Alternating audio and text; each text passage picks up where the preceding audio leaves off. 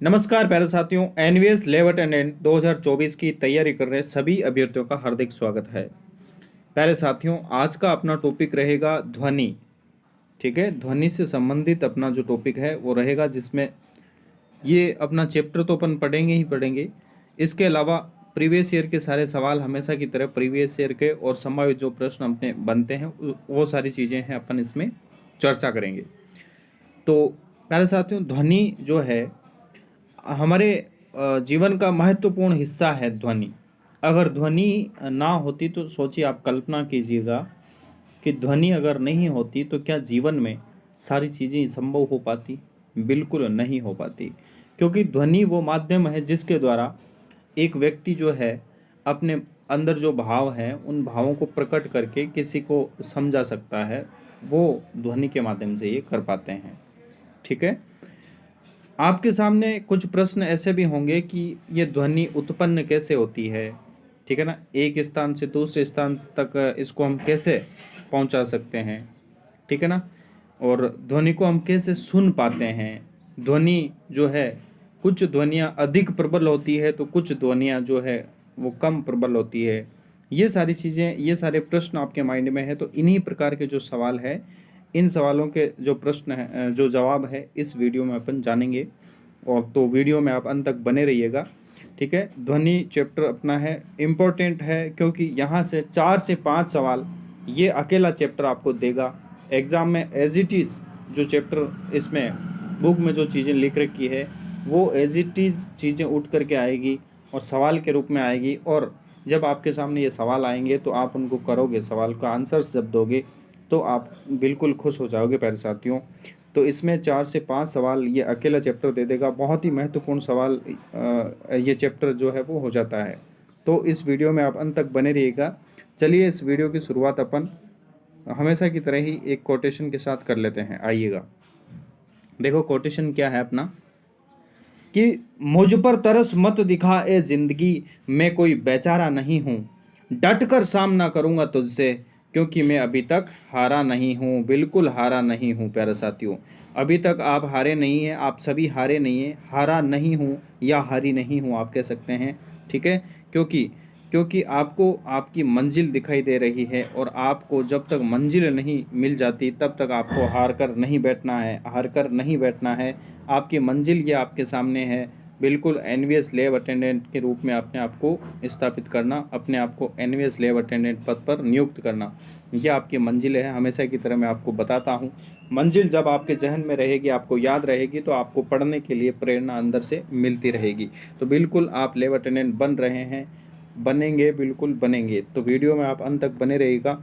और अभी तक आपने चैनल को सब्सक्राइब नहीं किया तो चैनल को सब्सक्राइब ज़रूर करें, और वीडियो को लाइक कर देना और शेयर ज़रूर करना, और कमेंट करके बताना कैसा लगा। ठीक है, तो आइए इस चैप्टर की शुरुआत कर लेते हैं। और ये बहुत सारे जो प्रश्न हैं वो अपन वीडियो के अंत में अपन करेंगे। तो आइए इस वीडियो की शुरुआत कर लेते हैं। तो ये है अपना चैप्टर जिसका नाम है ध्वनि। अब देखो, इसकी शुरुआत है कि अपने विद्यालय में आपको कैसे ज्ञात होता है कि कालांश यानी पीरियड समाप्त हो गया है। यानी जो विद्यालय में जो घंटी लगी हुई होती है उससे संबंधित यहाँ पे बात की गई है। हम दरवाज़ा खटखटाते हैं तब भी अपन दरवाजे को जो है टक टक की आवाज़ करते हैं, या वहाँ पर जो बेल लगी हुई होती है, घंटी लगी हुई होती है, तो अपन समझते हैं कि वहाँ बाहर कोई आया हुआ है। ठीक है, या फिर कई स्थितियों में अपन किसी के पदचाप को पहचान सकते हैं, यानी पैरों की आवाज़, आहट सुनकर ही पहचान जाते हैं। अपने कानों में वो ध्वनि के माध्यम से अपन सुन पाते हैं। तो यहाँ पर इसकी प्रस्तावना के रूप में ये चीज़ें यहाँ पे बना रखी है। ठीक है, और यहाँ पर यह भी बताया कि कोई लुका छिपी का आप खेल खेल रहे हो, तो उस समय व्यक्ति की आंखें तो बंद होती है, बच्चे की आंखें बंद होती है, लेकिन फिर भी वो आहट के माध्यम से वो सुन पाता है। तो वो क्यों सुन पाता है? क्योंकि वो ध्वनि को पहचान पाता है। तो ध्वनि हमारे जीवन में किस प्रकार से उपयोगी है, वो सारी चीज़ें यहाँ पे प्रस्तावना के रूप में बताई गई है। देखो, तो अब अपन देख लेते हैं कि ध्वनि का हमारे जीवन में महत्वपूर्ण स्थान है। यहाँ से शुरू करते हैं। महत्वपूर्ण स्थान है, एक दूसरे से संपर्क करने में यह हमारी सहायता करती है। अपने चारों ओर हमें विभिन्न प्रकार की ध्वनियाँ सुनाई पड़ती है, और अपने आसपास सुनाई देने वाली ध्वनियाँ आप अपने आसपास देख सकते हो। अभी जो मैं बोल रहा हूँ ये भी एक ध्वनि है जिसके माध्यम से आप सुन रहे हैं। ठीक है, ठीक है। ऐसे बहुत सारे यंत्र है अपन सुनते हैं जिनसे ध्वनि उत्पन्न होती है। तो आपने देखा ही होगा कि जैसे अपने विद्यालय में या अपने आसपास जो परिवेश है जहाँ मंदिर वगैरह होते हैं, वहाँ पर देखा होगा आपने हारमोनियम वगैरह रहते हैं, घंटियाँ लगी हुई होती है। ठीक है।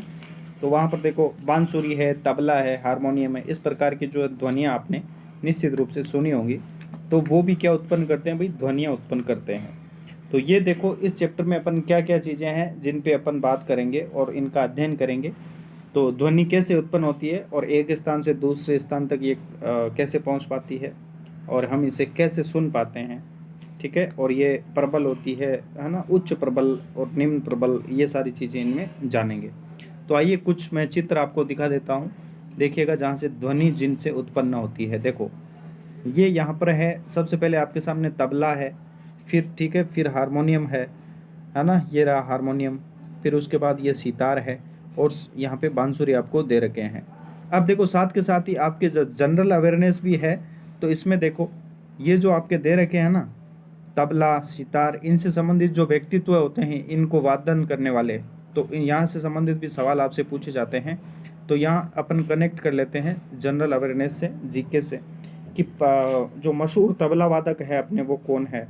तो मशहूर आपके तबला वादक है, तबला वादक कौन हो जाएंगे भाई, जाकिर हुसैन। ठीक है ना, जाकिर हुसैन, जाकिर हुसैन, ये नाम आप याद रखें। ठीक है। इनका संबंध किससे है भाई, तबला वादक से, है ना, तबले से इनका संबंध है, जो अपने आप में बहुत ही प्रसिद्धि है। एग्जाम में कई बार सीधे सीधे ऐसे सवाल देखने को मिल जाते हैं। जाकिर हुसैन के अलावा पंडित किशन महाराज भी आप नाम याद रख सकते हैं, पंडित किशन महाराज। ठीक है। नेक्स्ट आ जाते हैं आपके सामने सितार। ठीक है, सितार, सितार है, सितार के लिए भी ये जो शख्सियत है ये किसी परिचय की मोहताज नहीं है। सितार वादक का संबंध पंडित रविशंकर जी से हो जाता है, सबसे इम्पोर्टेंट हो जाता है ये पंडित रविशंकर। ठीक है, रविशंकर। ठीक है, पंडित रविशंकर, ये आपके किससे हो जाते हैं भाई संबंधित, सितार से हो जाते हैं। बांसुरी आप सभी जानते हैं, हरिप्रसाद चौरसिया। बांसुरी जब नाम आती है तो हरिप्रसाद, हरिप्रसाद चौरसिया आपके सामने आना चाहिए, हरिप्रसाद चौरसिया। ठीक है, हरिप्रसाद चौरसिया। अब इम्पोर्टेंट जो सवाल है हारमोनियम वादक, हारमोनियम से संबंधित आपके एनवीएस लैब अटेंडेंट में ही प्रीवियस ईयर में आपसे पूछा गया था कि हारमोनियम से संबंधित व्यक्तित्व हैं तो कौन से हैं भाई, तुलसीदास बोरकर। कौन है भाई, तुलसी, पंडित, पंडित आपके हैं ये, पंडित हैं तुलसीदास बोरकर। तुलसीदास बोरकर इंपॉर्टेंट है, याद रखना है इसको। ठीक है ना, तुलसीदास बोरकर, तुलसीदास बोरकर है जो हारमोनियम से संबंधित आपके हो जाते हैं। तो ये आपके ध्वनि उत्पन्न करने वाले कुछ वाद्य यंत्र थे। नेक्स्ट अपन बात कर लेते हैं कि ध्वनि जो है वो कैसे उत्पन्न होती है। ठीक है ना, ध्वनि उत्पन्न होने के लिए चीज़ों में कंपन होना अनिवार्य होता है और कंपन की वजह से ही क्या होता है, ध्वनि उत्पन्न हो पाती है। तो आइए कैसे देखते हैं। ध्वनि कंपित वस्तुओं द्वारा उत्पन्न होती है, कैसे, अब आइए देख लेते हैं। विद्यालय की घंटी को जब बज नहीं रही हो तब आप छूकर देखें और एक बार फिर उस पर डंडा मारिए, फिर उसको छूकर देखें। ठीक है। तो जब वो बज रही होती है ना तब वो कंपन हो रही होती है, कंपायमान स्थिति में उसकी ध्वनि निकलेगी। और जब वो कंपन करना बंद कर देती है तो ध्वनि भी क्या हो जाती है, रुक जाती है भाई। इसका मतलब ये हुआ कि ध्वनि जो है कंपित वस्तुओं द्वारा ही उत्पन्न होती है। आइए इसको एक क्रियाकलाप के माध्यम से समझते हैं। यहाँ पर क्रियाकलाप के रूप में धातु की एक प्लेट, देखो इस प्रकार से एक बच्चा है, धातु की एक प्लेट, ये पतीला जो है वो इसने लिया है और ये डंडे से इस पे चोट कर रहा है। ठीक है। और जब तक ये इस पे मारेगा, जब मार रहा है तो इसमें कंपन उत्पन्न होगा, तो जब तक ये कंपन रहेगी तब तक इसमें ध्वनि जो है वो उत्पन्न रहेगी। और जैसे ही कंपन ये करना बंद कर देता है तो ध्वनि भी क्या होती है भाई, बंद हो जाती है।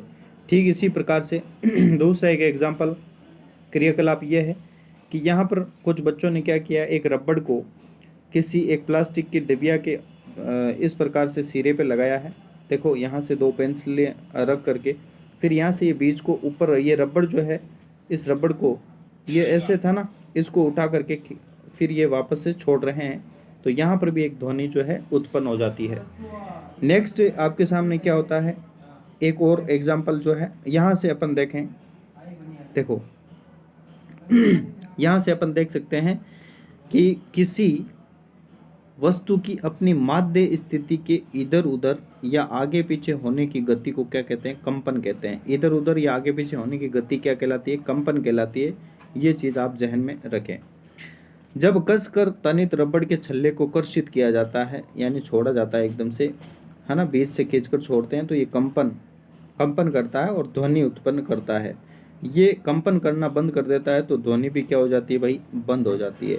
यानी जब तक कंपन रहेगा ध्वनि भी तब तक ही रहेगी। कंपन बंद हुआ तो ध्वनि भी क्या हो जाएगी? बंद हो जाएगी। इस चीज़ को आप याद रखें।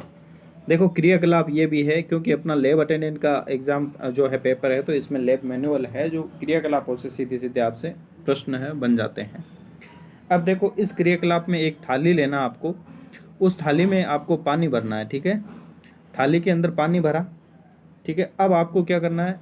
चमची से इसको चोट करना है। यहाँ पर ये जैसे कि डायग्राम में बता रखा है, चमची के द्वारा इसकी किनार पे चोट करनी है, इसको मारना है, ठीक है। और फिर आपको देखना है कि इसमें क्या क्या परिवर्तन हो रहे हैं, ठीक है। तो सबसे पहले आप क्या करें? इस पे आघात करेंगे ना, तो इसकी ध्वनि को आप सुनने का प्रयत्न करें। मतलब चमची की जैसी चोट करी, फिर ध्वनि सुनने का प्रयास करें। क्या आपको ध्वनि सुनाई देती है? और दूसरी बार फिर से और इस पे चोट करें। और अब आपको क्या करना है? इस पानी की सतह को आपको देखना है। क्या पानी की सतह में कोई परिवर्तन हो रहा है क्या? ये जो सतह है ना, पानी थाली के अंदर जो पानी है, इसमें क्या कोई परिवर्तन हो रहा है क्या? ये चीज़ें आपको देखनी है। तो निश्चित रूप से आप यहाँ पे चोट करोगे तो ये जो पानी है इसमें जो है, इसमें तरंगें उत्पन्न हो रही है, ये है ना, तरंगें उत्पन्न हो रही है। तो ये यहाँ पर समझाया गया है। तो अब इसको अपन पढ़ लेते हैं कि यहाँ पे क्या है कि कंपित थाली में जल तरंगे उत्पन्न होती है। जल तरंगे जो है इस थाली में जो है उत्पन्न हो रही है, ये आप समझ चुके हैं। अब देखें यहाँ पर क्या है कि इस प्रकार हमने देखा कि कंपायमान वस्तुएं ध्वनि उत्पन्न करती है। कुछ स्थितियों में ये कंपन हमें आसानी से दिखाई दे जाता है, लेकिन अधिकांश स्थितियों में उनका आयाम यानी एम्पलीट्यूड इतना कम होता है कि हम उन्हें नहीं देख पाते हैं। तथापि हम इन कंपनों का केवल और केवल अनुभव ही कर सकते हैं, उन्हें देख नहीं पाते हैं प्यारे साथियों। कुछ ध्वनियाँ जो है, तरंगे जो है, ऐसी भी होती है जिनका हम केवल और केवल महसूस कर सकते हैं, अनुभव कर सकते हैं, ठीक है, देख नहीं पाते हैं। क्रियाकलाप के इसी क्रम में एक क्रियाकलाप और आ जाता है, जिसमें देखो एक तारा बना रहे हैं यहाँ पे, ठीक है ना। एक तारा, नारियल के जो खोखला खोल है उससे यहाँ पे एक तार का प्रयोग करके एक तारा बनाया गया है। तो यहाँ पर क्या है, एक तारे के द्वारा जो है यहाँ पर जब ये कंपन होगा तो इससे भी क्या निकलेगी? ध्वनि निकलेगी, है ना। तो इसलिए ये आपका एक तारा बनाया गया है। सुपरिचित वाद्य यंत्रों की एक सूची जो आप बना सकते हैं, जिनमें कंपायमान भागों को, जैसे यहाँ पर एक सूची दे रखी है, एक टेबल दे रखी है कि कौन सा भाग है, मतलब वीणा है जिसका कौन सा भाग है जहाँ से ध्वनि उत्पन्न होती है। तो वीणा से क्या होता है, जो तनित डोरी होती है वहाँ से आपका जो है ध्वनि उत्पन्न करते हैं, और ये कंपन होती है तब ध्वनि उत्पन्न होती है। तबला क्या है? तानित झिल्ली, जो तबले पर जो मढ़ी हुई होती है चाम, जो झिल्ली होती है, वहाँ से ध्वनि उत्पन्न होती है। तो ये चीज़ आप समझ चुके हैं। इसके अलावा आप अपने मन से कुछ भी लिख करके इनका ये ध्वनि उत्पन्न होने वाले अपने मन में सोच सकते हैं कौन कौन से होते हैं। और नेक्स्ट है, आपने देखो मंजीरे वगैरह देखे होंगे, घड़ा देखा होगा, शाखा, वो अमरीश पुरी बजाता है ना, उसमें घड़ा बजाता है,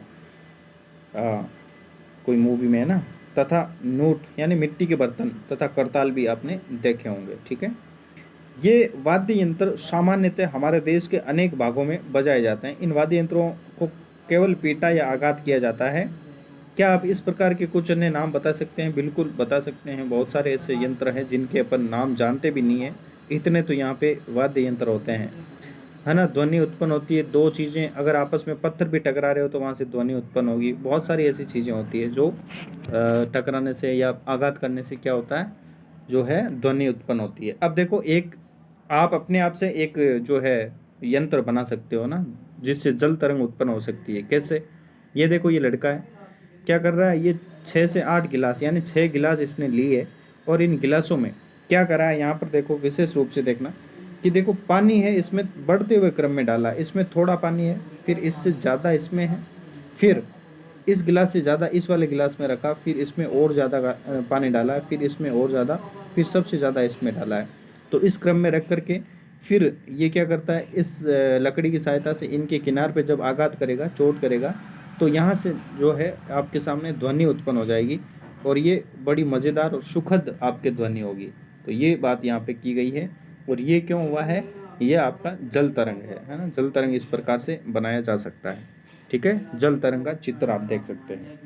इम्पोर्टेंट बात यहाँ पर आती है, ठीक है, ये रही इम्पोर्टेंट। चलिए पढ़ते हैं इसको, कि जब हम किसी वाद्य यंत्र जैसे सितार के तार को कर्षित करते हैं यानी खींचते हैं उसको, तो हम केवल तार की ही ध्वनि सुनाई नहीं देती है हमें, वास्तव में संपूर्ण यंत्र कंपन करता है। पूरा का पूरा यंत्र जो है वो कंपन करता है। इस पूरे यंत्र में कंपन से उत्पन्न ध्वनि को हम सुनते हैं। इसी प्रकार से जब हम किसी मृदंग की झिल्ली पर आघात करते हैं तो हम केवल झिल्ली की आवाज़ ही नहीं सुनते, बल्कि संपूर्ण यंत्र की आवाज़ जो है वो सुनते हैं। टोटली बात यह है कि यहाँ पर जो चीज़ें हैं, झिल्ली से या किसी एक भाग से अपन ध्वनि नहीं सुनते हैं, ये इसमें संपूर्ण जो यंत्र है, संपूर्ण यंत्र जो होता है वो कंपायमान होता है और उसी की बदौलत हम ध्वनि सुन पाते हैं। इसके बाद हम देखें कि मनुष्य है ये किस प्रकार से ध्वनि जो है उत्पन्न करता है। तो मनुष्य के द्वारा किस प्रकार से ध्वनि उत्पन्न होती है, इससे संबंधित अपन चर्चा कर लेते हैं। देखो, मनुष्यों या मानवों द्वारा उत्पन्न ध्वनि, कुछ समय तक जोर से बोलिए या गाना गाइए, ये चीज़ समझाने के लिए यहाँ पे कह रखी है। तो अब देखें सीधे सीधे रूप में ये देखें कि आप जब अपने गले के जो है गला है यहाँ पे टच करते हैं तो कुछ उभारनुमा संरचना आपको दिखाई दे रही होगी। इस उभारनुमा संरचना को आप क्या कहते हैं, कहते हैं वोकल कॉर्ड, ठीक है। कंठ या लैरिंक्स कहा जाता है, ठीक है, कंठ या लैरिंक्स। इन्हें और एक नाम दिया गया था जो कि आपने जनन तंत्र वाले पार्ट में आपने पढ़ा था, एडम एप्पल्स इसे कह सकते हैं। क्या कहते हैं, एडम्स एप्पल, ठीक है। ये चीज़ भी आप ध्यान में रखें, एडम एप्पल्स इन्हें कहा जा सकता है, ठीक है। तो गले में जो आपके उभारनुमा संरचना है, ये वाली संरचना की बात हो रही है यहाँ पे। तो ये अपना क्या है भाई, वाक यंत्र है, अपना ध्वनि यंत्र है, अपने कंठ है, लेरिंग्स जिन्हें कहते हैं, जिनसे ध्वनि उत्पन्न होती है मनुष्य में, ठीक है। और ये ऐसे अपन जैसे कुछ चीज़ निकलते हैं ना अंदर, तो ये लेरिंग्स क्या है भाई, ये ऊपर जो है आपके गति करता हुआ हमें प्रतीत होता है। ये बात यहाँ पे बता रखी है। अब देखो कि ये श्वास नली के ऊपर पाया जाता है, ऊपरी सिरे पर होता है वाक यंत्र। वाक यंत्र या कंठ के आर पार दो वाक तंतु लगे हुए होते हैं। इनकी प्रकार इस प्रकार तानित होते हैं, ये जो तंतु होते हैं ना, इस प्रकार तानित होते हैं कि उनके बीच में वायु निकलने के लिए एक संकीर्ण झिर्री बनी हुई होती है, ठीक। वायु निकलने के लिए एक पतली सी झिर्री यहाँ पे बनी हुई होती है। इस प्रकार से ये दोनों तरफ क्या वोकल कॉर्ड जो अपने लगे हुए होते हैं, वाक तंतु जो है लगे हुए होते हैं। ये किस प्रकार होते हैं, ये डायग्राम से आप देख सकते हैं। अभी हमने जो बात की थी, ये कंठ है अपने, ये अपने जो है वोकल कॉर्ड है, वाक तंतु लगे हुए होते हैं। इन दोनों के बीच में ये झिर्री आपके सामने यहाँ पे दे रखी है, ठीक है। तो इस प्रकार से इस झिर्री के माध्यम से जो है हम बोल पाते हैं, ध्वनि जो है बाहर निकल पाती है। मानव में वाक यंत्र, ये डायग्राम आप देख सकते हैं। अब देखो इसको पढ़ना आप, इम्पोर्टेंट है। जब फेफड़े वायु को बलपूर्वक झिर्री से बाहर निकालते हैं, फेफड़े बलपूर्वक निकालेंगे यहाँ से, बलपूर्वक झिर्री से बाहर निकालते हैं, तो वाक तंतु कंपित होते हैं, और जब जहाँ कंपन वहाँ ध्वनि, जिससे ध्वनि उत्पन्न होती है। वाक तंतुओं से जुड़ी मांसपेशियाँ तंतुओं को तना हुआ या ढीला कर सकती है। या तो देखो ये मांसपेशियाँ हैं, इनको तानित भी कर सकती है और ढीला भी छोड़ सकती है। जब वाक तंतु तने हुए और पतले होते हैं जब वाक तंतु तने हुए और पतले होते हैं तब ध्वनि का प्रकार, देखो जब वाक तंतु तने हुए और ढीले होंगे ना, तब ध्वनि अलग प्रकार की निकलेगी, और जब वाक तंतु आपके टाइट होंगे और मोटे होंगे तब ध्वनि अलग प्रकार की होगी। दोनों बार ध्वनि जो है वो अलग अलग प्रकार से आपको सुनाई देगी। तो ये चीज़ यहाँ पे बताई हुई है ना, उनकी गुणता में जो है भिन्नता रहेगी, ये बात यहाँ पे बता रखी है। तो अब इसको देखो, क्रियाकलाप आया है वापस। तो क्रियाकलाप के माध्यम से यहाँ पे देखो क्या समझाया गया है। इसमें देखो ये दो रबड़ की अलग अलग शीट्स यहाँ पे ली है, इन दोनों को तानित करके इस लड़की के द्वारा इनके बीच में फूंक मारी जाती है। फूंक मारने पर इनमें कंपन उत्पन्न होगा और यहाँ से ध्वनि आपको उत्पन्न हो जाती है। समझ रहे हैं ना। इन दोनों को एक पतली लेयर के वो एक के ऊपर एक लगा करके फिर इनको तानित करके थोड़ा सा खींच करके इस लड़की के द्वारा जो है यहाँ पे जो फूंक दी जा रही है, तो इसमें ऐसे पर पर की आवाज़ ऐसे निकलती है। नेक्स्ट हम बात कर लेते हैं। ये देखो ऐसा ही कुछ है इस कागज़ में, इस प्रकार से कट करके फिर इसको पकड़ करके इसके बीच में जो है हवा भरी जाती है ना, तब भी ध्वनि आप महसूस कर सकते हैं। वाक तंतुओं की इस प्रकार से क्रियाविधि होती है ना। वाक तंतु भी, अपने वाक तंतु भी इसी प्रकार से काम करते हैं। अब देखो पुरुषों के वाक तंतु कैसे होते हैं और इनकी लंबाई कितनी होती है, महिलाओं की कितनी होती है, ये समझते हैं। इम्पोर्टेंट करना, यहाँ से सवाल बन सकते हैं। पुरुषों में वाक तंतुओं की लंबाई लगभग 20 mm होती है और महिलाओं में इसकी लंबाई 15 mm होती है। महिलाओं में, बच्चों में वाक तंतु बहुत छोटे होते हैं और यही कारण होता है कि पुरुषों, महिलाओं तथा बच्चों की वाक ध्वनियाँ जो है अलग अलग होती है। यानी कि बच्चों में जो है ध्वनि की, बच्चों और औरतों में ध्वनि का तीखापन पुरुषों की तुलना में अधिक होता है। ठीक है, पुरुष की आवाज़ तीखी नहीं होती है, जबकि बच्चों और महिलाओं की आवाज़ जो है तीखी होती है। अब देखिएगा ध्वनि संचरण के लिए माध्यम क्या होता है, क्या माध्यम की आवश्यकता होती है क्या, इसके बारे में समझ लेते हैं। ध्वनि संचरण के लिए माध्यम की आवश्यकता होती है, बिल्कुल माध्यम की आवश्यकता होती है, क्योंकि ध्वनि जो है ये बिना माध्यम, यानी जहाँ माध्यम नहीं होता, जहाँ हवा नहीं होती है उसे निर्वात कहा जाता है, और निर्वात में जो है ध्वनि संभव नहीं होती है, नहीं चल सकती। ध्वनि को एक स्थान से दूसरे स्थान तक गति करने के लिए माध्यम की आवश्यकता होती है, जो कि ठोस, द्रव और गैस तीनों माध्यमों में जो है ध्वनि संचरण कर सकती है, एक स्थान से दूसरे स्थान जा सकती है। कैसे? ये क्रियाकलाप के माध्यम से, यहाँ पर देखो एक लड़का है, यहाँ पर इसने क्या करा, एक गिलास के अंदर अपना मोबाइल रखा और किसी दूसरे व्यक्ति से कहा कि इस पर रिंग कीजिएगा, इस पर कॉल करें। ठीक है, इस पर कॉल करेगा तो वो कंपन होगा और ध्वनि उत्पन्न होगी, लेकिन ये इसको मुंह में ले रखा है, तो जब तक ये मुंह में ले रखा होता है तब ये ध्वनि नहीं आती है इसमें। ठीक है, निर्वात की स्थिति इसने उत्पन्न कर दी है, यहाँ निर्वात है, इसमें से ध्वनि जो सारी हवा थी वो बाहर निकाल दी, तब यहाँ पे आपको मोबाइल की घंटी सुनाई नहीं देगी। जैसे जैसे ये इसको छोड़ता जाता है, यानी इसमें हवा आती जाती है, वैसे वैसे आपको ये यहाँ पे ध्वनि सुनाई देती है। इससे स्पष्ट ये होता है कि ध्वनि जो है ये माध्यम में ही चल सकती है, कोई ना कोई माध्यम जो होता है उसकी आवश्यकता होती है ध्वनि को। ठीक है, ध्वनि संचरण के लिए माध्यम की आवश्यकता जरूर होती है, तो ये चीज़ यहाँ पे क्रियाकलाप के माध्यम से समझाई है। अब यहाँ पर अपन पढ़ लेते हैं कि यहाँ पर सारी चीज़ यही है कि अभी हमने जो बात कर ली। अब देखो निर्वात, जहाँ पर वात ना हो, देखो जहाँ पर वात का मतलब हवा होती है, हवा को वायु अपन कहते हैं साइंस में ऐसे, तो जहाँ पर हवा ना हो, बिल्कुल भी हवा ना हो, उस स्थान को क्या कहते हैं भाई, निर्वात कहा जाता है। तो ये चीज़ भी आप ध्यान में रखें। निर्वात में ध्वनि की चाल संभव नहीं होती है, ये चीज़ भी देखें।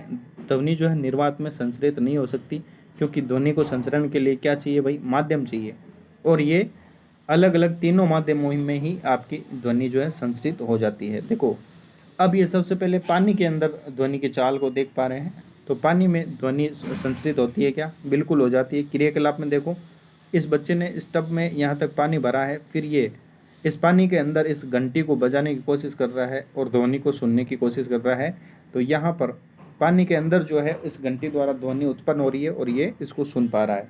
ठीक है ना, जल में ध्वनि में जो ध्वनि है जल में आपके संचरित हो जाती है, जल में संचरित होते हुए ध्वनि, तो ये चीज़ यहाँ पे डायग्राम के माध्यम से आप देख सकते हैं, है ना। और यहाँ पर क्या है, हाँ सतर्क रहें कि जल में जब आप ये ऐसे कर रहे हैं तो इसका कान वगैरह है, इसकी सावधानी के लिए यहाँ पे बता रखा है। नेक्स्ट देखो, ये जो पहली है कुछ समझ रही है, क्या कह रही है कि आहा, व्हेल या जो आपकी डॉल्फिन है जल के अंदर इसी प्रकार संदेशों का आदान प्रदान करते हैं। बिल्कुल इसी प्रकार से करते हैं, क्योंकि जल के अंदर है, ध्वनि संचरित हो सकती है, चल सकती है, इसीलिए इनका जो है संदेशों का आदान प्रदान हो जाता है। नेक्स्ट अपन देख लेते हैं, देखो जल में हो गई। अब देखो ठोस के बारे में जानते हैं कि ठोस में भी ध्वनि जो वो संचरित हो जाती है। अपने आसपास अपन देखते हैं सारे ठोस जो घंटियाँ लगी होती है ना, स्कूल की घंटियाँ हैं, दरवाजे हैं, खिड़कियाँ हैं, जो भी ये सारी ठोस चीज़ें जिनको अपन टच करते हैं, चोट करते हैं, तो वो क्या होता है भाई, उनसे ध्वनि उत्पन्न होती है, वो सारे ठोस के ही उदाहरण हो जाते हैं। अब देखो इसमें क्या करा है, ये बच्चे हैं, है ना, ये कोई एक लकड़ी लेकर के इसमें क्या कर रहे हैं, एक बच्चा ये कान के लगा रहा है, दूसरा बच्चा इसको खरोंच रहा है, तो खरोंचने पर ये जो ध्वनि है इसको आराम से ये सुनाई दे जाती है ना। तो ध्वनि मीटर स्केल में जो स्केल है, स्केल से ये खरोंच रहा है तो इसको इसके कान तक ये जो ध्वनि है जा रही है, ये मीटर स्केल में भी गमन कर जाती है। ठीक है, इस प्रकार से ये आपके जो है ठोस में भी आपकी ध्वनि संचरित हो जाती है। ठोस का एक और अन्य उदाहरण यहाँ पे देखो, ये टेबल है, ये बच्चा कान लगा के सुन रहा है और ये दूसरा बच्चा यहाँ पर टेबल पे यहाँ पे चोट कर रहा है, तो ये ध्वनि जो है इसके कान तक सुनाई दे जाएगी। नेक्स्ट है, हाँ, तो हमने देखा कि ध्वनि लकड़ी या धातु में चल सकती है, वास्तव में ध्वनि किसी भी ठोस में संचरण कर सकती है। इस प्रकार से आपने देखा कि किसी भी ठोस में जो ध्वनि क्या है, संचरण कर सकती है। ठीक है, अब देखो अपन ये देख लेते हैं, जो आपका टेलीफोन वाला जो खिलौना टेलीफोन था, जैसे ये देखो, हाँ, ये तार द्वारा तनित डोरी जो है ना, तनित डोरी के माध्यम से भी ध्वनि का संचरण यहाँ पे हो रहा है। ठीक है, तो ये इस प्रकार से आपके ध्वनि का संचरण होता है। अब देखो, हाँ, टेलीफोन को याद कीजिए, आप कह सकते हैं ध्वनि का संचरण डोरियों के अंदर भी ध्वनि का जो है संचरण हो जाता है। हाँ, अब तक हमने सीखा कि कंपायमान वस्तुएं ध्वनि उत्पन्न कर सकती है तथा ये किसी माध्यम में सभी दिशाओं में संचरित हो सकती है। ये माध्यम गैस, द्रव या ठोस कोई भी हो सकता है। इस ध्वनि को हम सुनते कैसे हैं, इसके बारे में अपन जानकारी लेते हैं कि इस ध्वनि को जो है हम लोग कैसे सुन पाते हैं। ठीक है, कानों द्वारा कैसे सुन पाते हैं, इससे संबंधित अपन चर्चा कर लेते हैं। आइए देखें, हम ध्वनि को अपने कानों द्वारा सुनते हैं तो कैसे सुनते हैं। जो कान का सबसे बाहरी भाग होता है ना, ये कीप और फनल जैसा होता है ना, कीप जैसा आकृति का होता है। जब ध्वनि इसमें प्रवेश करती है तो ये नलिका से गुजरती है, जिसके सिरे पर एक पतली तानित झिल्ली होती है, जिसे कर्णपटह कहते हैं, जो पर्दा होता है अपना, है ना, ईयर ड्रम जो है वो कहते हैं इसको। ये एक महत्वपूर्ण कार्य करता है। ये जानने के लिए कि कर्णपटह क्या कार्य करता है ना, आइए एक टीन के डब्बे में एक अपन जो है कर्णपटह बनाते हैं और क्रियाकलाप के माध्यम से समझते हैं। महत्वपूर्ण कार्य करता है कर्णपटह, इसके लिए ये अपन क्रियाकलाप के माध्यम से समझते हैं। इसमें क्या है कि एक प्लास्टिक अथवा टीन का डब्बा लिया है, यहाँ पे इसके दोनों सिरे जो काट देंगे, देखो यहाँ पे ये टीन का डब्बा, इसके दोनों सिरे काट के फिर ऊपर यहाँ पर देखो एक रबड़ से यहाँ पे इसका एक जो सिरा है वो ढक देना है, और यहाँ पर जो है इस दूसरे बालक द्वारा क्या किया जा रहा है, इसके नीचे वाले सिरे में हुर्रे हुर्रे की आवाज़ लगाई जाती है, और यहाँ पर जो ऊपर है यहाँ पे कुछ अन्न के कण हैं यहाँ पे, तो ये जैसे ये बोलता है ना, तो यहाँ पर ये अन्न के कण जो है अपनी स्थिति से उछलने लगते हैं यहाँ पर। तो इस प्रकार से ध्वनि जो है उत्पन्न हो रही है। ये आपके डायग्राम के माध्यम से या क्रियाकलाप के माध्यम से आप कर्णपटह के कार्य को समझ सकते हैं। ठीक है, इस प्रकार से अपना जो कंपन होता है तो ध्वनि जो है वो आप सुन पाते हैं। इस प्रकार से अपन ने ये कर्णपटह और इसकी क्रियाविधि समझी। अब देखो कर्णपटह की ओर अपन समझ लेते हैं, इसका डायग्राम वगैरह देखो। कर्णपटह एक तानित रबड़ की शीट के समान होता है, जो तानित रबड़ है ना उसके समान ही कर्णपटह होता है। ध्वनि के कंपन कर्णपटह को कंपित करते हैं, और कर्णपटह कंपनों को आंतर यानी जो इनर एयर तक भेजते हैं, जो इनर लेयर है वहाँ तक भेजता है, वहाँ से संकेतों को मस्तिष्क तक भेज दिया जाता है, और हम ये जान पाते हैं कि ये हमें क्या संदेश मिला है। ठीक है, क्योंकि संदेशों का सारा काम कौन करता है, मस्तिष्क से संबंधित होता है। मस्तिष्क ही पूरे शरीर को नियंत्रण में रखता है और वही संदेश देता है कि हमें किस समय क्या करना चाहिए। ठीक है, तो इस प्रकार से हम ध्वनि को सुन पाते हैं। ये आपके कान का चित्र यहाँ पे दे रखा है, कर्णपटह जो है, इसमें देख सकते हैं आप, है ना, इसको यहाँ पर थोड़ा सा बता रखा है अलग से। ये जो है आपकी कर्णपटह आपको दिखाई दे रही होगी, ये आपकी कर्णपटह है। ठीक है, और ये जो है आपका इनर लेयर होती है, जो इनर ईयर इसे कहते हैं, आंतरकर्ण जो है ये होता है। तो इस प्रकार से हमें ध्वनि सुनाई पड़ती है। हमें कभी भी अपने कानों की कोई, देखो कानों में है ना, कोई तीखी चीज़ आपको नहीं डालनी चाहिए इसके अंदर, क्योंकि इससे आपकी कर्णपटह है वो खराब हो जाएगी, जिससे आप स्थायी रूप से सुनने की शक्ति जो है वो खो सकते हैं। स्थायी या अस्थायी रूप से आपको सुनना बंद हो जाएगा तीखी चीज़ से अगर आप कान साफ करते हो तो वो अधिक दूरी तक यानी कर्णपटल तक जब पहुंच जाती है तो उसको नुकसान हो जाता है और आप सुनने से वंचित हो जाते हैं। वो चीज़ें हैं जो आपके सुन नहीं पाते हैं कोई चीज़ को, और सुनने संबंधी विकार उत्पन्न हो जाएंगे। अब देखो, जहाँ से परीक्षा में सवाल बनते हैं वो चीज़ अब आया है, कंपन, आयाम, आवर्तकाल और आवर्ती। और यहाँ से देखो, न्यूमेरिकल टाइप के जो सिंपल न्यूमेरिकल टाइप के सवाल है यहाँ से पूछे गए थे और इम्पोर्टेंट हो जाते हैं। यहाँ से सवाल बनने की जो चांसेस है वेरी वेरी मतलब 101% यहाँ से सवाल बनेंगे ही बनेंगे। ठीक है, तो ये चीज़ है, इसको अपन पढ़ लेते हैं। आयाम क्या होता है, आवर्तकाल क्या होता है और आवर्ती क्या होती है, आइए समझते हैं। है ना, हम जानते हैं कि किसी वस्तु का बार बार इधर उधर गति करना कंपन कहलाता है। ये चीज़ अपन पहले अभी पढ़ के आए हैं। इधर उधर जो जो गति करती है उसे कंपन कहा जाता है। और इस गति को क्या कहते हैं, दोलन गति कहते हैं। इधर उधर बार बार जो कंपन होता है तो ये गति जब करती है तो इस गति को दोलन गति कहा जाता है। ठीक है ना, दोलन गति के बारे में हमने पढ़ा भी है और इसके जो आवर्तकाल के बारे में हमने देखा है, अभी और देख लेंगे। ठीक है, दोलन गति इसको कहा जाता है। अब देखना आवर्ती क्या होती है, इससे संबंधित अपन बात कर लेते हैं। आवर्ती क्या होती है, आवर्ती देखो, प्रति सेकंड में जो ये दोलन है ना, दोलन होने की जो संख्या है इसको अपन क्या कहते हैं, देखो ये रहा, प्रति सेकंड होने वाले दोलनों की संख्या है ना। प्रति सेकंड में जो दोलन हो रहे हैं ना, ये कितनी संख्या में हुए हैं, इस संख्या को क्या कहते हैं, दोलन की आवर्ती कहा जाता है। ठीक है, प्रति सेकंड में कितने दोलन हो रहे हैं तो इस दोलन की जो संख्या है वो आवर्ती कहलाती है। प्रति सेकंड होने वाले दोलनों की संख्या को दोलन की आवर्ती कहा जाता है। और इम्पोर्टेंट कर लेना, आवर्ती का मात्रक हर्ट्ज होता है, हर्ट्ज में इसको मापा जाता है जिसका संकेत HZ होता है।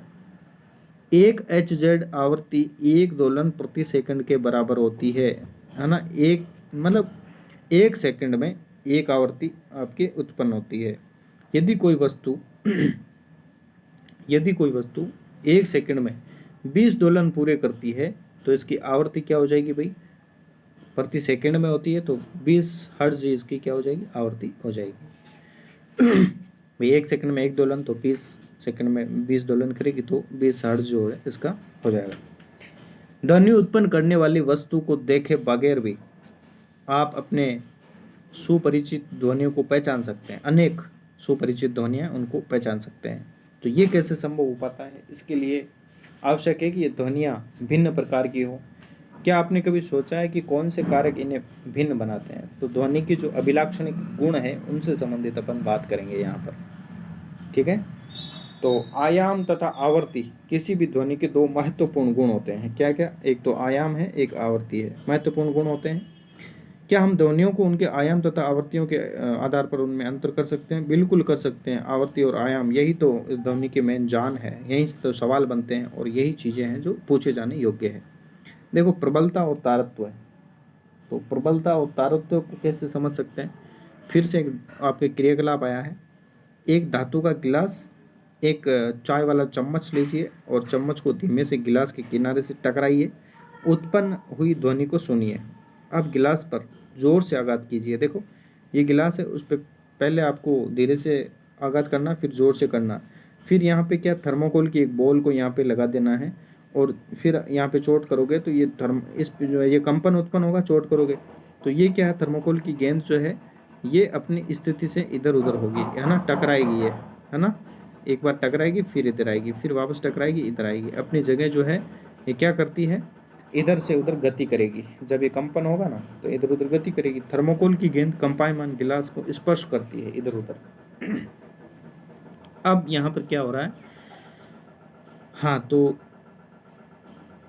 देखो इसको पढ़ ले। तथा फिर उत्पन्न ध्वनि को सुनिए। फिर जो ध्वनि उत्पन्न हो रही है उसको सुनना। गिलास के किनारे को छूते हुए थर्माकोल की एक छोटी सी गेंद यहाँ पे लटकाइए, गिलास को कंपित कराइए, देखिए कि गेंद कितनी दूरी तक विस्थापित हो रही है। गेंद का विस्थापन गिलास के कंपन के आयाम की माप है। ठीक है ना, जो इसका विस्थापन होगा ना वो वही क्या, इसके आयाम के माप के बराबर है, यानी वही इसका आयाम है। ध्वनि की प्रबलता इसके आयाम पर निर्भर करती है। इंपॉर्टेंट, ध्वनि की प्रबलता किस पर निर्भर करती है? प्रबलता आयाम पर निर्भर करती है। ठीक है। जब किसी कंपित वस्तु का आयाम अधिक होता है, जब किसी कंपित वस्तु का आयाम अधिक होता है तो इसके द्वारा जो ध्वनि उत्पन्न होगी वो कैसी होगी भाई, वो भी प्रबल होगी। और जब आयाम कम होता है तो ध्वनि मंद होती है। ठीक है। अब गिलास को पहले धीमे तथा बाद में अधिक बल से आघात करिए और दोनों स्थितियों में गिलास के कंपनों के आयामों की जो है तुलना करें। जैसा कि अभी आपने देखा ही है कि आयाम जो है वो प्रबलता जो है उसके आयाम पर डिपेंड करती है। आयाम जितना अधिक होगा ध्वनि भी उतनी जो है आपकी क्या होगी भाई, प्रबल होगी, और आयाम कम होगा तो ध्वनि मंद हो जाएगी। तो ये चीज़ आप ध्यान में रखें। अब देखो इम्पोर्टेंट ये हो जाता है कि आपके ध्वनि जो है किस में मापी जाती है, ध्वनि की प्रबलता है वो किस में मापी जाती है। उससे पहले अगर अपन देखें तो ये देखना कि ध्वनि की प्रबलता ध्वनि उत्पन्न करने वाले कंपनों के आयाम के जो आयाम है ना उसके वर्ग के समानुपाती होता है, वर्ग के समानुपाती। यदि मान लो, हाँ, उदाहरण के रूप में यदि आयाम दुगुना कर दिया जाए, आयाम अगर दुगुना कर दिया जाए तो प्रबलता है इसकी स्क्वायर के समानुपातिक होगी। मतलब आयाम दुगुना है तो जो आपकी प्रबलता है वो स्क्वायर यानी 2 का स्क्वायर यानी 4 गुनी जो है वो हो जाएगी, 4 गुणक में बढ़ जाती है।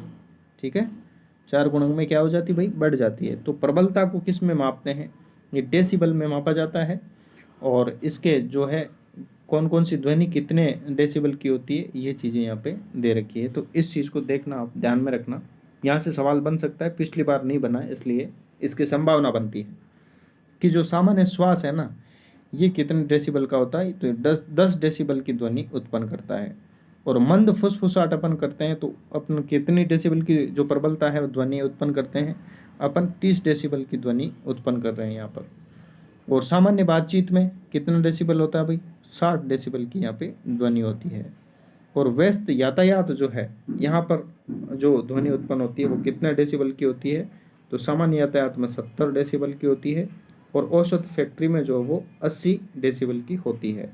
और प्यारे साथियों 80 डेसिबल से अधिक जो ध्वनि होती है ना वो शोर के अंतर्गत आ जाती है, यानी वो अपने लिए हानिकारक हो जाती है। देखो कैसे, 80 डेसिबल से अधिक प्रबल जो है अधिक प्रबल शोर शरीर के लिए क्या है भाई, कष्टदायी होता है, यानी कानों से सुनना बंद हो जाता है, बहरेपन की समस्या यहाँ पे हो जाती है लंबे समय से। और इसके अलग अलग जो है प्रभाव भी पड़ते हैं, वो भी अभी आगे अपन देखेंगे। देखो ध्वनि की प्रबलता इसके आयाम पर निर्भर करती है, अभी हमने पढ़ ही लिया है।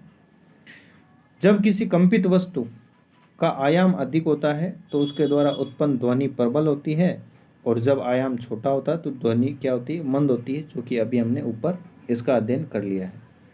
अब देखना किसी बच्चे की तुलना में एक वयस्क की जो ध्वनि है वो किस प्रकार से अलग होती है और क्यों होती है, इसका कारण देखना है ना। महिलाओं की और बच्चों की आवाज़ तीखी होती है, ये देखो यहाँ पे। किसी बच्चे की ध्वनि की तुलना एक वयस्क से कीजिए, क्या इसमें कुछ अंतर है। चाहे दोनों ध्वनियाँ समान रूप से प्रबल हो फिर भी उनमें कुछ न कुछ भिन्नता आपको देखने को मिलती है। ये भिन्नता क्यों होती है, आइए अपन देखते हैं इसमें। देखो ये आवर्ती वाला कंसेप्ट अपने यहाँ पे आएगा। आवर्ती जो है ना ये ध्वनि की तीक्ष्णता या तारतम्य को निर्धारित करती है। आवर्ती है ना, प्रति सेकंड में उत्पन्न होने वाले जो आपके दोलन है वही आवर्ती है। आवर्ती क्या करती है, तारतम्य को निर्धारित करती है, यानी कंपन की आवृत्ति अधिक होती है तो हम कहते हैं कि ध्वनि तीखी है। समझ रहे हैं, आवृत्ति जब अधिक होगी तो ध्वनि कैसी होगी भाई प्यारे साथियों, तीखी होगी। और आवृत्ति अगर कम है तो ध्वनि जो है वो ऐसे भारी होगी, गर्राट वाली होगी, है ना, कम तीखी होगी, यानी तीखी नहीं होगी, बोटी जिसे कह सकते हैं, ब्रंट जो होगी, यानी तारतम्य उसका कम हो जाएगा। ठीक है, उसका तारतम्य क्या हो जाएगा भाई, कम उसका तारतम्य हो जाएगा। तो अब देखना मैं आपको डायग्राम दिखा रहा हूँ, कुछ चित्र दिखा रहा हूँ जिसमें आवृत्ति जो है ध्वनि आवृत्ति की का तारतम्य है वो निर्धारित कर रहे हैं। तारतम्य कैसे, देखो ये आपके परीक्षा में 2020 में 22 वाले में एग्जाम में आ रखा है, ढोल की ध्वनि और सीटी की ध्वनि इनका तारतम्य कैसा होता है। देखो ढोल की ध्वनि है ना, इसका तारतम्य क्या होगा भाई, इसका तारतम्य निम्न होगा क्योंकि ये तीखापन इसमें नहीं है। और जो सीटी की ध्वनि है ना इसका तारतम्य है वो उच्च होता है क्योंकि इसकी आवाज़ तीखी आती है। ठीक है, ये बात अभी आप समझ चुके होंगे। अब देखो यहाँ पर देख लेते हैं, ये उदाहरण के लिए ये रहा, ढोल मंद आवृत्ति से कंपित होता है इसलिए ये कम तारत्व की ध्वनि उत्पन्न करता है। दूसरी ओर सीटी की आवृत्ति क्या है भाई, अधिक होती है और ये अधिक तारत्व की ध्वनि उत्पन्न करती है ना। अब यहाँ पर देखो, ये आपसे पूछा जा सकता है, वो तो आ गया था 2022 वाले में, और यहाँ से आपसे पूछा जा सकता है कि पक्षी पक्षी उच्च तारत्व की ध्वनि उत्पन्न करता है जबकि शेर की दहाड़ का तारत्व मंद होता है। तो ये पूछा जा सकता है कि शेर की दहाड़ का तारत्व कैसा होता है, तो मंद होता है, जबकि पक्षी का है वो उच्च होता है, ठीक है ना। जबकि देखा जाए तो शेर की दहाड़ जो है ना वो प्रबल पूछा जाए तो अत्यधिक प्रबल होती है जबकि पक्षी की ध्वनि वो दुर्बल होती है। लेकिन तारत्व के कॉन्सेप्ट में जो है शेर की दहाड़ का तारत्व है वो मंद होता है और पक्षी का तारत्व उच्च होता है, अधिक होता है। ये चीज़ आप ध्यान में रखें, यहाँ से प्रश्न आपको बन सकता है, पूछा जा सकता है। अब देखना अपन पढ़ लेते हैं कि आप प्रतिदिन बच्चों तथा वयस्कों की आवाज़ सुनते हैं, क्या आप उनकी आवाज़ों में कोई अंतर पाते हैं? क्या आप कह सकते हैं कि बच्चों की आवाज़ें वॉइस आवृत्ति जो अभी हमने पढ़ा है वही चीज़ यहाँ पे बात है कि तीखी और बोटी जो आवाज़ उससे संबंधित। इम्पोर्टेंट ये है कि श्रव्य तथा अश्रव्य ध्वनियाँ ये क्या होती है, इनसे चलिए इनकी बात करते हैं। देखो मतलब जो 20 कंपन प्रति सेकंड से कम आवृत्ति की ध्वनियाँ जो है ना मानव कान को नहीं सुन पाती है। तो अपन ये कह सकते हैं सीधे सीधे रूप में यहाँ पे निष्कर्ष के रूप में कि 20 हर्ट्ज की जो ध्वनि है ना मानव 20 हर्ट्ज से कम जो ध्वनि होती है वो मानव नहीं सुन पाता है। तो मानव कौन कौन सी सुन पाएगा? और उधर अगर देखा जाए तो 20 देखो मानव कौन कौन सी नहीं सुन पाता है। एक तो 20 हर्ट्ज की से कम ध्वनि है वो नहीं सुन पाएगा, और 20,000 हर्ट्ज 20 किलो हर्ट्ज से अधिक ये भी ध्वनि नहीं सुन पाएगा। यानी 20 हर्ट्ज से कम आवृत्ति की ध्वनि नहीं सुन पाता है, और 20,000 हर्ट्ज यानी 20,000 का मतलब क्या हुआ, 20 के हर्ट्ज से अधिक जो ध्वनि है वो भी ये नहीं सुन पाता है। तो निष्कर्ष के रूप में अब क्या कह सकते हैं हम लोग, ये कह सकते हैं कि मनुष्य जो देखो यहाँ से 1 मिनट यहाँ पर दिखा देता हूँ मैं। हाँ, निष्कर्ष के रूप में ये कह सकते हैं कि जो इसकी परास है मानव कानों के लिए श्रव्य की आवृत्ति का परास या रेंज क्या होती है, 20 हर्ट्ज से लेकर के 20,000 हर्ट्ज तक है। इसका अर्थ ये है कि हम केवल 20 हर्ट्ज से लेकर के 20 किलो हर्ट्ज यानी के का मतलब 1000 ही है, किलो हर्ट्ज के बीच की आवृत्ति वाली ध्वनियाँ ही सुन पाते हैं, ठीक है। तो ये इसका निष्कर्ष निकलता है। अब देखो कुछ प्राणी ऐसे होते हैं जो आपके 20,000 हर्ट्ज से ऊपर की ध्वनियाँ भी सुन लेते हैं। कैसे, कौन कौन से हैं? जैसे कुत्तों में ये गुण पाया जाता है। तो देखो ये चीज़ यहाँ पे दे रखी है। देखो कुछ जंतुओं में 20,000 हर्ट्ज से अधिक आवृत्ति की ध्वनियों को सुन सकते हैं। कुछ जंतु ऐसे होते हैं जो सुन सकते हैं। कौन है? वो कुत्ते होते हैं भाई, कुत्तों में ये क्षमता पाई जाती है। तो पुलिसकर्मी जो होते हैं ना वो कुत्तों को रखते हैं ताकि ये कुत्ते क्या करते हैं भाई, आपके 20,000 हर्ट्ज से अधिक आवृत्ति की ध्वनि तरंगे हैं, ध्वनियाँ जो है वो सुन सकते हैं। और ये पुलिसकर्मी हैं उच्च आवृत्ति की जो सीटियाँ उनको प्रयोग करते हैं जिससे कुत्ते उनको सुन पाते हैं आसानी से, ठीक है। लेकिन मानव जो है इनको नहीं सुन पाता। इसके अलावा जो उच्च आवृत्ति की जो ध्वनि तरंगे हैं जो पराश्रव्य है, ये अल्ट्रासाउंड जो सोनोग्राफी जिसे कहते हैं उसमें भी यूज की जाती है ना, जो चिकित्सा क्षेत्र में अनेक समस्याओं के अनुसंधान एवं निदान के लिए प्रयोग करते हैं। ये भी 20,000 हर्ट्ज से अधिक आवृत्ति की जो अधिक आवृत्ति पर काम करती है। तो ये हुआ अपना श्रव्य और अश्रव्य ध्वनियों का कंसेप्ट, ठीक है। हाँ, अब देखो शोर और संगीत की अपन बात कर लेते हैं। शोर और संगीत क्या होता है? देखो जो अच्छी आवाज़ लिखेगी कर्णप्रिय रहेगी वो तो होता है संगीत, और जो है कर्णप्रिय नहीं होती है वो आपका शोर हो जाएगा ठीक है। कुछ ध्वनियाँ आपको सुखद लगती है लेकिन कुछ आपको अच्छी नहीं लगती है। आप अपने आसपास कुछ ऐसी ध्वनियाँ देखते हैं तो आपको कुछ तो अच्छी लगती है और कुछ अच्छी नहीं लगती है। तो कौन कौन सी? जैसे मान लो अपने आस पड़ोस में कहीं निर्माण कार्य हो रहा है, ठीक है, निर्माण कार्य हो रहा है तो निर्माण स्थल से वो आवाज़ें आ रही होती है, कभी कोई मशीन चलता है, कभी बहुत भारी आवाज़, ऐसे आपके कानों को अच्छी नहीं लगती है। या आप बसों में, ट्रकों में, कहीं पे आप जैसे इनके हॉर्न है, इनसे आने वाली ध्वनियाँ जो है क्या वो अच्छी लगती है क्या? बिल्कुल आपको नहीं लगती होगी। इस प्रकार जो ऐसी ध्वनियाँ जो आपको क्या है भाई अप्रिय लगती है, सुनने में आपको अप्रिय लगती है, वो आपके शोर कहलाती है, ठीक है ना। ऐसी ध्वनियों को शोर कहा जाता है। कक्षा में यदि सभी विद्यार्थी एक साथ बोले तो वो भी आपके शोर ही होगा, है ना। दूसरी ओर अगर देखें तो वाद्य यंत्रों की ध्वनियाँ हैं वो आपको आनंद देने वाली होती है, वो सुस्वर ध्वनियाँ होती है जो कानों को सुखद लगती है ना, जो एक लेवल तक एक बिल्कुल एक जो कानों में चुभती नहीं है, कानों को सुहाती है, अच्छी लगती है, मधुर लगती है, वो आपके सुस्वर ध्वनियाँ होती है। हारमोनियम द्वारा उत्पन्न ध्वनि सुस्वर ध्वनि कहलाती है। सितार के तार द्वारा उत्पन्न ध्वनि भी सुस्वर ध्वनि कहलाती है। लेकिन संगीत यदि अत्यंत प्रबल हो जाता है, जैसे डीजे वगैरह है, लाउड स्पीकर है, ये प्रबलतम जो ध्वनियाँ होती है वो आपकी क्या है भाई शोर की श्रेणी में आ जाते हैं। तो ये इनके नुकसान भी आपको देखने को मिलते हैं। अब यहाँ पर देखें ध्वनि प्रदूषण अपन किस प्रकार से करते हैं, ध्वनि को जो है प्रदूषण किस प्रकार से होता है ध्वनि, तो ये चीज़ अपन समझ लेते हैं। देखो जिस प्रकार से वायु प्रदूषित होती है ना, उसी प्रकार से ध्वनि भी प्रदूषित होती है। वायु में जैसे अवांछित गैसें है ना तथा कणों की उपस्थिति में वायु प्रदूषण करती है ना, इसी प्रकार से वातावरण में अत्यधिक या अवांछित ध्वनियों का ध्वनि प्रदूषण कहते हैं, ठीक है ना।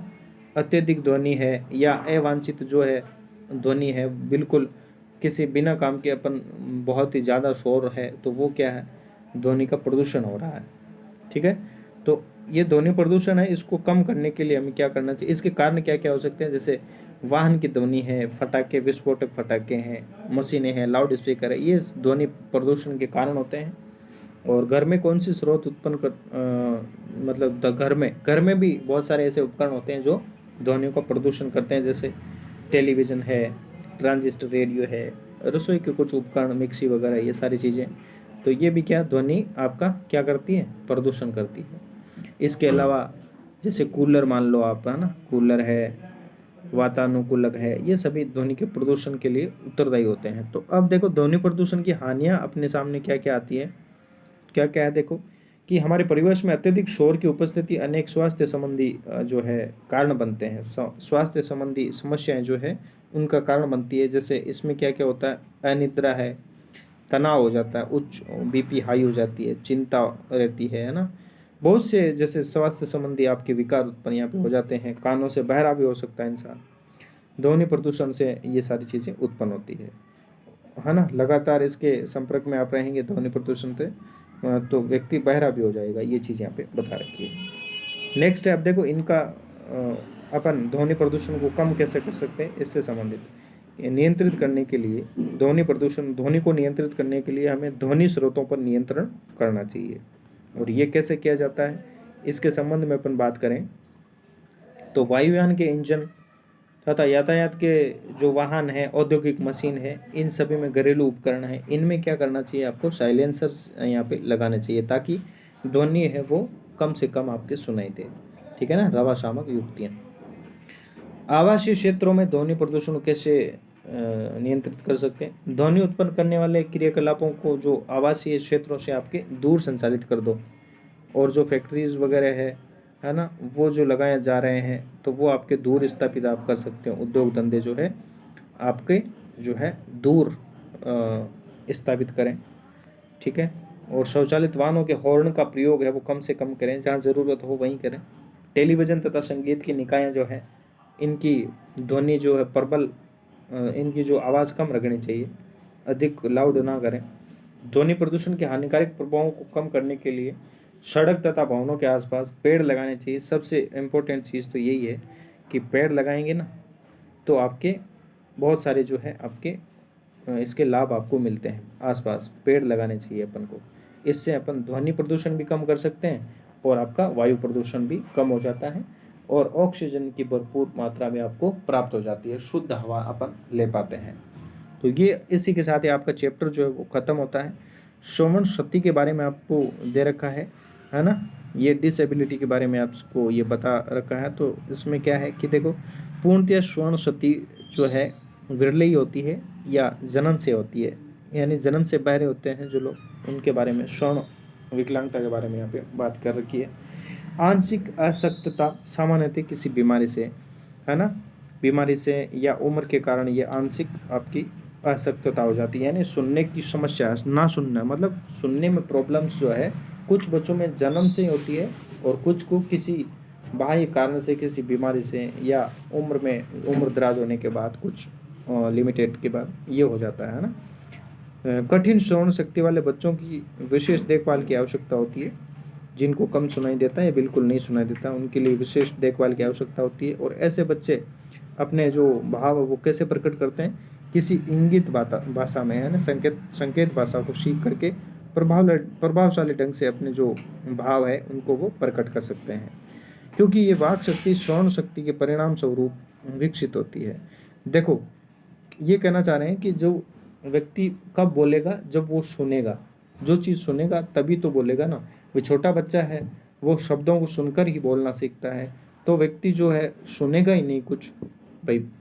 उसके जो विकलांगता है, मतलब श्रवण विकलांगता है, श्रवण शक्ति है, स्वर्ण शक्ति है, तो वो जब शब्दों को सुनेगा ही नहीं तो बोल कैसे पाएगा। तो अधिकांश केस ऐसे होते हैं कि जो बच्चा सुन नहीं पाता है वो बोल भी नहीं पाता है ना। तो ये अपने अपने आसपास कई बच्चों को ऐसा देखा होगा कि जो बच्चा सुन नहीं पाता है अक्सर तो वो बोल ही नहीं पाता है। क्यों? जो बच्चे बोल नहीं पाते हैं वो सुन नहीं सकते हैं, जो सुनेंगे नहीं, क्योंकि बोलने के लिए शब्द अपने माइंड में चाहिए। और जब व्यक्ति कोई शब्द सुनेगा ही नहीं, तो उसके मस्तिष्क में शब्द रहेंगे नहीं, और जब शब्द नहीं रहेंगे तो क्या बोलेगा वो? तो वो इस प्रकार से नहीं बोल पाता है ना। तो ये चीज़ें यहाँ पे दे रखी है। और इसमें क्या है कि इसमें आप क्षतिग्रस्त रहन सहन तथा वातावरण में सुधार लाने के लिए समाज भी बहुत कुछ कर रहा है, और हमें भी ऐसे जो बच्चे होते हैं उनके लिए विशेष रूप से उनको संकेतक भाषा सीखने का प्रयत्न उन्हें करवाना चाहिए, ताकि वो अपना जीवन आसानी से काट सके। तो इसी के साथ अपना चैप्टर शुरू होता है, अंत होता है, और जो प्रीवियस ईयर के सवाल है वो शुरू होते हैं। ठीक है, आइए प्रीवियस ईयर के सवाल और कुछ संभावित प्रश्न हैं उनको देख लेते हैं, कौन कौन से प्रश्न आपके चैप्टर से बन सकते हैं। ठीक है, तो ये रहा आपका पहला सवाल, जो आपके एनवीएस लैब अटेंडेंट 2022 में आपको पूछा हुआ सवाल है। ठीक है, क्या है कि 4 वस्तुएं हैं पी क्यू आर और एस, क्रमशः 1.0 और 4.0 और 2.0 और 5, मतलब 1, 4, 2 और 5 हर्ट्ज की आवृत्तियां जो है इनके साथ ये दोलन कर रही है। तो किसका आवर्तकाल न्यूनतम है? तो ये आप सभी जानते होंगे, एक सूत्र है, आप याद रखें इसको। आवर्तकाल क्या होता है भाई? देखो, आवर्ती क्या होती है? आवर्ती बराबर 1 बटा आवर्तकाल। इस सूत्र को आप याद रखें, ठीक है ना। आवर्तकाल, ठीक है ना, आवर्तकाल। जब आवर्तकाल पूछे ना तब 1 बटा आवर्ती हो जाएगा। ये इधर उधर आप ट्रांसफर करोगे ना, इधर से उधर स्थापित करते हो, प्रतिस्थापित करोगे तो 1 बटा क्या हो जाएगी भाई? आवर्ती, है ना। आवर्तकाल बराबर क्या हो जाएगा? 1 बटा आवर्ती। तो ये सूत्र यहाँ पे आपको पुटअप करना है। ठीक है, तो 1 बटा आवर्ती का मतलब क्या हुआ? यहाँ पर आप क्या रख दोगे? 1 बटा, देखो सबसे पहले जो आवर्ती है ना इनको रखो 1 बट्टा में। आवर्ती कौन सी है? पहली आवर्ती रखो, पी वाले की रखो, है ना। 1/1, 1/1 का मतलब हुआ 1, ठीक है। दूसरे में क्या है? 1/4 हो जाएगा। 1/4 का मतलब 0 पॉइंट आपका 25 हो जाएगा, है ना। और दूसरे में क्या है? 2, तो 1/2 आप कर दोगे, 1/2, 1/2 आप करोगे ना, तो 1/2 का मतलब 0.5 हो जाता है। और लास्ट में कौन सी आवर्ती है? एस के लिए 5, है ना। तो 1/5 आप जब करोगे तो आपको क्या आ जाएगा भाई? 0 पॉइंट आपका 2, हाँ 2 और 0, ठीक है। तो इनमें आवर्तकाल सबसे न्यूनतम किसका है भाई? देखो, ये ए है, इसका तो 1 है, बी है, इसका 0.25 है, सी आपका जो पी क्यू आर है ना, आर का आपका 0.5 है, और एस का आपके 0.20 है, ठीक है। तो सबसे कम आपको इसका दिख रहा होगा एस वाले का, जो लास्ट में है ना एस, ये एस वाले का। तो 0.20 जो है इसका राइट आंसर रहेगा। जिसमें एस है वो अपना राइट आंसर रहेगा। जो एस है ना, एस, इसकी आवर्तकाल जो न्यूनतम है, तो एस किस में? ऑप्शन बी में है, तो बी इसका राइट आंसर रहेगा, ठीक है। ये इसको आप देख सकते हैं, ठीक है, ये इसकी व्याख्या आप देख सकते हैं। नेक्स्ट आपके सामने सवाल आता है, 4 वस्तुएं ए बी सी और डी क्रमशः 10S, 16S, 8S और 10S में 400, 320, 120 और 10 दोलन करती है। आप सबको पता है ना भाई दोलन क्या होता है, और आपका ये एस का मतलब क्या, सेकंड्स। तो इसका मतलब है आवर्तकाल आपको दे रखा है और ये दोलनों की संख्या आपको दे रखा है, ठीक है। तो आपको पता है कि आवर्ती क्या होती है, 1 सेकंड में दोलनों की संख्या होती है ना। 1 सेकंड में क्या है भाई, दोलनों की संख्या होती है। तो दोलनों की संख्या कितनी है यहाँ पे देखो, इसे 400, 320, 120 और 100 दे रखी है। तो यहाँ पे इसका क्या कर देंगे अपन, इसमें जो है ये ABCD है ना, क्रम से 10 सेकंड है, आवर्तकाल जो है इसमें भाग दे देंगे इसका, ठीक है। तो इसमें आप क्या कर दोगे, आपके 400/16 कर दोगे क्या, हाँ। तो इस प्रकार से इनको इसके 1/आवर्तकाल अपन ने देखा था ना, तो ये सब आवर्तकाल आपको दे रखा है। तो 1/आवर्तकाल अपन करते जाएंगे। तो एक का मतलब एक से जब आवर्ती एक होती है तब होता है, 1 सेकंड के लिए एक होता है। तो लेकिन यहाँ पे 400 सेकंड 400 हो रहा, तो 400 आपके 16 कर देंगे पहले। फिर आपके क्या करेंगे भाई, 320 आपके क्या कर देंगे, 320 सॉरी 16 नहीं, ये देखो क्रमशः 10 है यहाँ पे, 10, 16, 8 और ये 10 है। तो 400 के नीचे आपके सबसे पहले वाले ये 10 कर देंगे, 320 में 16 और 8 और आप 10, इस प्रकार से आप दे सकते हैं। तो यहाँ पे 40 और 16 का भाग 300, इसमें 20 है ना, 20 है। 8 का 120 में भाग कितनी बार गया भाई, हाँ, और ये आपका 10 बार हो गया, ठीक है। तो इस प्रकार से ये, ठीक है ना। अब देखें आप, तो आवर्ती ज़्यादा किसकी आई, देखो इसकी 40 है ना, फिर दूसरे की 20 है, और तीसरे की ये 8 का 120 में 15 बार गया, 15, और इसकी 10 है। तो इनमें सबसे अधिक आवर्ती किसकी है, आवर्ती किसकी है, तो 40 आपको सबसे अधिक आपको दिखाई दे रही होगी। तो 40 जो है वो किसकी है, 40 जो है वो किसकी है आवर्ती, 40 जो है ए की आवर्ती है। तो जिस ऑप्शन में ए है वही आपका राइट आंसर। तो ए में ए है, तो A is the right answer आपका, ठीक है। ये इस प्रकार से आप देख सकते हैं। नेक्स्ट है आपका सवाल जो है, देखो ये सवाल भी आपके 2020-22 वाले में ही आया हुआ है। सामान्यतः ड्रम द्वारा उत्पन्न ध्वनि खाली जगह होता है, और सीटी द्वारा उत्पन्न ध्वनि खाली जगह होता है। देखो ड्रम द्वारा उत्पन्न ध्वनि कैसी होती है, निम्न तारत्व की होती है, और सीटी वाली जो है वो उच्च तारत्व की होती है। तो ये रहा आपका ऑप्शन, और ऑप्शन बी जो है इसका राइट आंसर हो जाता है। नेक्स्ट आपके सामने ये आपके देखो, ये भी सवाल आपका 2022 में ही पूछा गया था। दो स्रोत S1 और S2 आपके सामने दे रखे हैं। F और F2 ये 2F1 के बराबर था। तो आवर्तियों की ध्वनि तरंगे उत्पन्न करते हैं। तत्पश्चात ये देखो, प्रश्न बहुत बड़ा है लेकिन इसमें कुछ नहीं है, बिल्कुल सिंपल है। तरंगे समान स्थिति में जल से वायु में गति करती है। माना कि स्रोतों S1 और S2 वायु में उत्पन्न तरंगों की आवृत्तियां क्रम से F3 और F4 है। इस परिदृश्य में निम्न में से कौन सा सही है, यानी कि जो है समान स्थितियों में जो तरंगे जो है ना वो जल से किस में प्रवेश कर रही है, वायु में प्रवेश कर रही है। तो आप सभी को पता है ना, इसमें इसका कोई फर्क नहीं पड़ता है ना। माध्यम में जो संचरित करेगी ना, तो इसका कोई इस पर असर नहीं होगा, तो बराबर ही रहती है ना। किसी भी माध्यम में क्या होगी भाई, ये तरंगे जो है बराबर रहेगी। तो जो है समान स्थितियाँ हैं, तो यहाँ पर जिसमें बराबर होगा वही अपना जो है राइट आंसर हो जाएगा। तो ऑप्शन सी जो है यहाँ पर राइट आंसर आपका हो जाता है। देखो ये है कि ध्वनि है ना, किसी ध्वनि स्रोत से उत्पन्न ध्वनि की आवृत्तियाँ माध्यम पर निर्भर नहीं करती है ना, तो कोई इसमें दिक्कत वाली बात आपके नहीं है। ये सवाल था, ये बहुत इंपॉर्टेंट सवाल, ये 2022 वाले में आपसे पूछा गया था, ठीक है ना। 22 वाले में 2017 में जो 17-18 में जो हुआ था ना, उसमें एक सवाल इसका पूछा गया था। ये आपके कक्षा 9 के NCERT को टच करता है। तो ये सवाल देखो, यदि चट्टान से परावर्तन के बाद एक लड़की की आवाज़ की प्रतिध्वनि सुनने में 6 सेकंड का समय लगता है, तो चट्टान से लड़की की दूरी की गणना करें। ठीक है, समझ रहे हैं भाई, ये आपकी चट्टान है और यहाँ पर कोई लड़की खड़ी है। तो ये जब बोलेगी ना, तो ये बोलेगी, तो ये जैसे मान लो यहाँ पर बोली और इसकी आवाज़ इधर गई और वापस आने में इसको 6 सेकंड का समय यहाँ पे लग रहा है। तो ये पूछ रहे हैं कि इस लड़की की और चट्टान से ये दूरी कितनी है ना, लड़की से चट्टान तक की ये दूरी है ना, ये कितनी है। तो ऐसे सवालों को कैसे करते हैं, तो ये ऑप्शन है इसके, देखो ये होगा, ये होगा, ये होगा, ये ऑप्शन D, C, A और B इनमें से कौन सा होगा। तो इसमें देखो होता क्या है कि आप सबको पता है ना कि भाई 1 सेकंड देखो, हाँ 6 सेकंड यहाँ पे दे रखा है प्रतिध्वनि सुनने का, है ना। तो आप सभी को पता है कि वायु जो होती है, सॉरी ध्वनि जो होती है इसकी चाल क्या होती है, ध्वनि क्या होती है, 1 सेकंड प्रति सेकंड की ध्वनि की चाल क्या होती है, 330 मीटर पर सेकंड होती है ना, सबको पता है। तो यहाँ पे सेकंड कितने दे रखे हैं, यहाँ पे 6 सेकंड दे रखे हैं ना, 6 सेकंड यहाँ पे दे रखे हैं। तो 330 को आप 6 से गुणा कर सकते हैं, 306 है ना, सॉरी 330 है, इसको आप 6 से आप मल्टीप्लाई कर सकते हैं, क्योंकि 1 सेकंड में 330 होता है, तो 6 सेकंड में कितना होगा, ठीक है, 6 सेकंड में कितना होगा उसको अब देखना।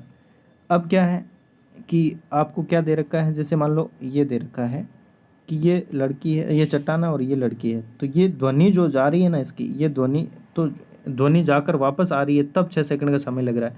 लेकिन यहाँ पर जो दूरी है वो तो इसकी आधी है ना, एक बार ये जाके फिर वापस आ रही है, लेकिन दूरी तो वापस नहीं आ रही है ना, ये दूरी तो इसकी आधी होती है। तो इसमें क्या करेंगे अपन, इसमें अपन ये कर लेंगे, जो इसकी दूरी है ये आधी हो रही है तो इसको अपन आधा कर लेते हैं, और ठीक है ना ये, ठीक है। तो इस प्रकार से इसका 3 से आप काट सकते हो, 2 को 6 से 3 बार काटा, और फिर 3 को सीधा इससे आप 303 से आप 30 से गुणा कर सकते हैं, तो 30 9 9, तो 990 मीटर आपका राइट आंसर रहेगा इसमें। तो ये रहा आपका राइट आंसर, ठीक है। तो ये आपके कक्षा 9 में एनसीईआरटी में दे रखा है, एज इट इज़ इसी प्रकार से आपका ये सोल्व होता है।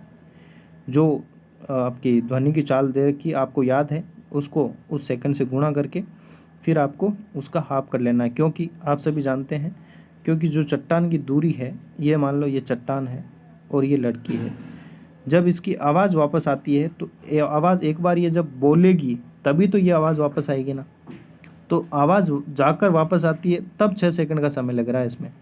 लेकिन जो दूरी है वो तो ये एक बार की दूरी है ना भाई मेरे, लेकिन ये जो है डबल बार यहाँ पे काउंट होके आ रही है, तो दूरी के लिए अपन इसको 2 से डिवाइड तो करेंगे ना, तो ये कंसेप्ट यहाँ पे रहता है, ठीक है। तो इसका आप जैसे इस सूत्र के बेस पे आप देखें तो इस प्रकार से आप देख सकते हैं इसको, है ना, इसका सॉल्यूशन आप देखें। नेक्स्ट आपके सामने ये देखो क्वेश्चन आ जाता है अलग से, अभी लास्ट में अपन बुक वाले क्वेश्चन भी अपन करेंगे इसमें। तो ये देखो कि ध्वनि के संदर्भ में निम्नलिखित कथनों पर आप विचार करें कि ये ठोस, द्रव्य, गैस और निर्वात में भी संचरण करता है। निर्वात में नहीं करता है भाई, निर्वात में नहीं करता, तो पहला ऑप्शन गलत है। बाकी ठोस, द्रव्य में इनमें करता है। इसकी तीव्रता प्रबलता डेसिबल में मापी जाती है, तो बिल्कुल ठीक बात है, बिल्कुल ठीक बात है, ठीक है। मानव कानों के लिए इसकी श्रव्य आवृत्ति की परास जो है 20 हर्ट्ज से 20,000 हर्ट्ज तक होती है, तो ये दोनों सही है, यानी दूसरा और तीसरा सही है, बाकी जो है पहला आपका जो है वो गलत हो जाता है। तो यहाँ पर दूसरा और तीसरा आपके राइट आंसर ऑप्शन बी जो है वो राइट आंसर रहेगा। नेक्स्ट आपके सामने सवाल है कि ध्वनि तरंगों जो तारत्व है, इसके संबंध में निम्न कथनों पर आप विचार करें। पहला क्या है कि ये ध्वनि की आवृत्ति पर निर्भर करता है, तारत्व जो है ये ध्वनि की आवृत्ति पर निर्भर करता है, तो बिल्कुल ठीक बात है। पक्षी उच्च तारत्व की ध्वनि उत्पन्न करता है, बिल्कुल करता है, जबकि शेर की दहाड़ में जो तारत्व होता है मंद होता है, बिल्कुल ठीक बात है। सामान्यतः महिला की आवाज़ पुरुष की अपेक्षा अधिक तारत्व वाली होती है, तो ये बात भी ठीक है। तो यहाँ पर आपका ऑप्शन डी जो है 1 2 3 ये आपके ठीक हो जाएगा। नेक्स्ट आपके सामने देखो, हाँ देखो कुछ कथन और निष्कर्ष वाला सवाल है।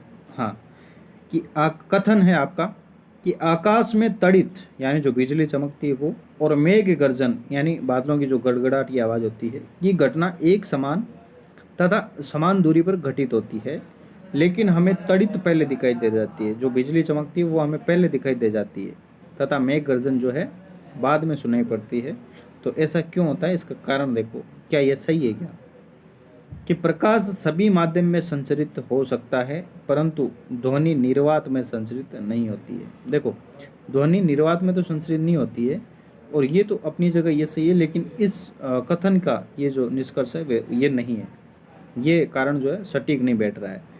तो इसमें जो आपका आंसर है वो क्या हो जाएगा कि कथन और कारण दोनों सही है, तथा कारण कथन की सही व्याख्या नहीं कर रहा है, ये व्याख्या सही नहीं कर रहा है, तो ये ऑप्शन बी इसका राइट आंसर रहेगा।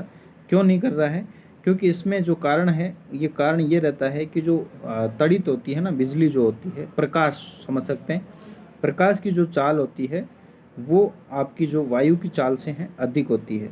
तो प्रकाश की चाल कितनी होती है और वायु की चाल कितनी होती है आप सभी जानते ही होंगे, ठीक है ना। तो देखो प्रकाश की चाल क्या होती है, प्रकाश की चाल होती है 3 × 10⁸ मीटर पर सेकंड, पर सेकंड प्रति सेकंड में ये होती है ना, 3 × 10⁸ मीटर प्रति सेकंड होती है। जबकि ध्वनिकी क्या होती है, कहीं कहीं 331 होती है, कहीं कहीं 330 ऐसे दे रखा है ना। तो ये आप ध्यान में रखें, जो कि क्या है भाई, प्रकाश की चाल से बहुत कम है। इसलिए जो प्रकाश उत्पन्न होता है, जो बिजली चमकती है, वो हमें पहले सुनाई दे जाती है और आपकी जो आवाज़ है वो उसकी बाद में आपको सुनाई देती है। तो ये आपका कारण होता है, तो इसलिए वो कारण जो है वो गलत हो जाता है। तो प्यारे साथियों, वीडियो अच्छा लग रहा है तो चैनल को आप सब्सक्राइब जरूर करें। और अब अपन जो इसके चैप्टर के जो बुक में जो दे रखे हैं पीछे के सवाल, वो सवाल अपन कर लेते हैं। तो चलिए आइए। तो ये है आपके बुक के सवाल जो बहुत ही महत्वपूर्ण है, यहाँ से आपको सीधे सीधे देखने को मिल सकते हैं आपके एग्ज़ाम में। एक एग्ज़ाम में सीधे सीधे यहाँ से सवाल बन सकते हैं। देखो कैसे। सबसे पहला सवाल अपन देखते हैं, ध्वनि संचारित हो सकती है, सही उत्तर चुनना है इसका। केवल वायु या गैसों में, केवल ठोसों में, केवल द्रवों में, और गह ऑप्शन ठोस, द्रव्य तथा गैसों में। तो आप सभी जानते होंगे इसका राइट आंसर क्या होगा भाई, ये आपका गैस इसका राइट आंसर हो जाएगा। क्योंकि ध्वनि है ठोस, द्रव और गैस में आपके संचारित होती है, जबकि निर्वात में जो है आपकी नहीं संचारित नहीं होती है, ठीक है। नेक्स्ट आपके सामने जो है आ जाता है, जिसमें अपन देखें, नेक्स्ट है आपका, निम्न में से किस वाक ध्वनि की आवृत्ति न्यूनतम होने की संभावना है। न्यूनतम किसकी होगी यहाँ पर, तो देखो छोटी लड़की की या लड़के की, छोटे लड़के की, महिला की या पुरुष की। तो निश्चित रूप से आपका राइट आंसर क्या जाएगा भाई, निश्चित रूप से आपका राइट आंसर पुरुष की। तो ये आपका गए जो है राइट आंसर रहेगा। नेक्स्ट अपन बात कर लेते हैं थर्ड क्वेश्चन की। इसमें क्या है, ट्रू और फॉल्स वाला आपके कॉन्सेप्ट है। देखो ट्रू और फॉल्स आपको बताना है, ठीक है। सबसे पहला है कि ध्वनि निर्वात में संचरित होती है, तो क्या होती है, क्या सही बताएं आप, नहीं होती है प्यारे साथी, तो पहला आपके गलत हो जाएगा। दूसरा देखो, किसी कंपित वस्तु के प्रति सेकंड होने वाले दोलनों की संख्या, ठीक है ना, इसका आवर्तकाल कहलाता है। तो प्रति सेकंड होने वाले जो दोलन होते हैं उनको आवर्तकाल कहते हैं, क्या सही सही बताएं आप, नहीं कहते हैं ना, आवर्ती कहते हैं बच्चों, आवर्ती कहते हैं इसको। तो ये सही कहाँ से हो जाएगा, ये भी गलत है। दूसरा भी क्या है भाई, गलत हो जाता। तीसरा पढ़ें आप, तीसरा पढ़ें, यदि कंपन का आयाम अधिक है तो ध्वनि मंद है। आयाम जब अधिक होगा तो ध्वनि मंद होगी क्या यार, ध्वनि मंद नहीं होगी, ध्वनि अधिक हो जाएगी। तो ये आपका गह भी क्या हो जाता है भाई, गलत हो जाता है। नेक्स्ट आपका घ वाला पढ़ें। हाँ, घ देखते हैं कि घ में क्या है, कि मानव कानों के लिए श्रव्यता का परास क्या है, 20 हर्ट्ज से लेकर के 20,000 हर्ट्ज। बिल्कुल बिल्कुल ये बात आपकी सही है, ठीक है ना, ये आपका ट्रू हो जाएगा, टी हो जाएगा इसमें, ठीक है, सही बात है घ वाली। अब देखिएगा आगे, ये अड़े, कंपन की आवृत्ति जितनी कम होगी, है ना, आवृत्ति जितनी कम होगी ना, तारतम्य भी उतना अधिक होगा। होगा क्या, सही बात है क्या, ये अधिक होगा भाई, है ना। कंपन की आवृत्ति जितनी कम होगी ना, उसका उतना ही तारतम्य क्या होगा, अधिक नहीं होगा, कम होगा। तो ये बात आपकी गलत हो जाती है। नेक्स्ट आपकी कौन सी बात है, अवांछित या अप्रिय ध्वनि को संगीत कहते हैं। बोलो कैसे कैसे सवाल दे रहे हैं, देखो, अवांछित या अप्रिय ध्वनि को संगीत कहते हैं क्या, संगीत नहीं कहते हैं, वो तो शोर हो जाता है भाई, क्या हो जाता है, शोर हो जाता है, शोर कहते हैं उसको, ठीक है। नेक्स्ट आपके सामने आता है कि ध्वनि प्रदूषण आंशिक श्रवण अशक्तता उत्पन्न कर सकता है। तो बिल्कुल कर सकता है, आंशिक क्या, पूरी भी कर सकता है, कई कई बार तो है ना, श्रवण शक्ति खो देता है इंसान लगातार ध्वनि प्रदूषण के संपर्क में रहने से, ठीक है। तो ये आपका राइट आंसर हो जाएगा। नेक्स्ट अपन चौथा सवाल अपन देखें कि उचित शब्दों द्वारा रिक्त स्थानों की पूर्ति करें। तो रिक्त स्थान आपको भरने हैं। फिर उसके बाद देखो, किसी वस्तु द्वारा एक दोलन को पूरा करने के लिए किए गए समय को क्या कहते हैं भाई, इसको आवर्तकाल कह देंगे, आप सभी जानते हैं, इसमें आवर्तकाल हो जाएगा, आवर्तकाल, ठीक है, आवर्तकाल, आवर्तकाल इसका सही आंसर। दूसरा देखो, देखो, प्रबलता कंपन की किस पर निर्भर करती है। प्रबलता जो है आप सभी जानते हैं, प्रबलता आयाम पर निर्भर करती है, आयाम हो जाएगा। और आवर्ती का मात्रक हर्ट्ज होता है, HZ जिसे अपन जानते हैं। और अवांछित ध्वनि को क्या कहते हैं? शोर। शोर, चोर मचाए शोर, ये शोर कहा जाता है इसको। नेक्स्ट आपका है कि ध्वनि की जो तीक्ष्णता है, ध्वनि की क्या है भाई? तीक्ष्णता कहाँ है? ये रही। ध्वनि की तीक्ष्णता किस पे डिपेंड करेगी? तो ये आवर्ती पर निर्भर करती है, तो आवर्ती इसका राइट आंसर हो जाएगा। नेक्स्ट देखो, ये आपके जो है इसके रूप में, न्यूमेरिकल के रूप में 2 सवाल है, इनको ले लेते हैं, ठीक है। एक ढोलक है ना, दोलक है यहाँ पे, ठीक है, दोलक 4 सेकंड में 40 बार दोलन करता है, तो इसका आवर्तकाल और आवर्ती दोनों ही आपको निकालने हैं। तो देखो इसमें क्या होता है, आपने अभी जो सुना था ना कि आवर्त 1 बटा जो आवर्ती बराबर 1 बटा आवर्तकाल होता है, ठीक है। तो इसमें क्या करना, आपको दोलनों की संख्या ऊपर लिख देनी है, आवर्ती कितनी बार ये कर रहा है वो, और उसका उसमें समय में भाग दे देना इसका, तो क्या आ जाएगा आपके सामने? आवर्ती आपको जो है प्राप्त हो जाएगी। कैसे होगी? कितनी बार कर रहा है, दोलनों की संख्या है वो आपको लिख देनी है। सबसे पहले देखो, एक बार कर रहा है तो उसको 1 से गुणा करेंगे, तो 1 गुणा 40 तो वो 40 हुआ। 40 बट्टा में जो कितने बार कर रहा है, सेकंड जो है कितने टाइम में कर रहा है, 4 सेकंड में, तो 4 में कर रहा है, तो ये इसकी क्या आ जाएगी? 4 है ना, भाग जाएगा तो 10 इसकी हर्ट्ज, ये इसकी आवर्ती आ गई है। आवर्ती निकालने का ये सूत्र है ना, 1 बटा आवर्तकाल। तो 1 बटा आवर्तकाल एक सेकंड का था, लेकिन यहाँ पे 40 सेकंड का है ना, 40 बार ये दोलन कर रहा है, तो आपके 10 हर्ट्ज की आवर्ती आपको मिल गई। अब आवर्ती जब आपको पता है, तो आवर्ती जब पता है तो आवर्तकाल कैसे निकाल सकते हैं? आवर्ती जब पता हो तो 1 बटा आवर्तकाल अपन करेंगे, तो आवर्ती अपनी जो है जो सॉरी 1 बट्टा के अंदर आवर्ती कर देंगे, तो आपका आवर्तकाल जो है आपको प्राप्त हो जाएगा। तो यहाँ पर आवर्ती ये है, तो इसको 1 बट्टा आवर्ती आप करोगे तो आवर्तकाल आपको मिल जाएगा, जो कि 0.1 के रूप में आपको प्राप्त हो जाएगा। तो यहाँ पर उत्तर क्या आया? आवर्ती आपकी 10 हर्ट्ज की है और आवर्तकाल आपका कितना सेकंड का है भाई? आपका 0.1 सेकंड का आवर्तकाल ये रहेगा। तो ये रहा आपका पहला जो 5वां सवाल था, इसका आंसर। नेक्स्ट है, देखो कौन सा है कि एक मच्छर क्या है, अपने पंखों को 50 कंपन प्रति सेकंड की औसत दर से कंपित करके ध्वनि उत्पन्न करता है, तो इसका आवर्तकाल बताएगा। तो आवर्तकाल आप सभी जानते हैं, आवर्तकाल क्या होता है? 1 बटा आवर्ती होता है ना, 1 बटा आवर्ती होता है। तो 1 बटा आवर्ती का मतलब क्या हुआ? 1 बटा आवर्ती, तो इसको क्या है, 500 का डिवाइडेशन अपन इसमें कर लेते हैं, ठीक है।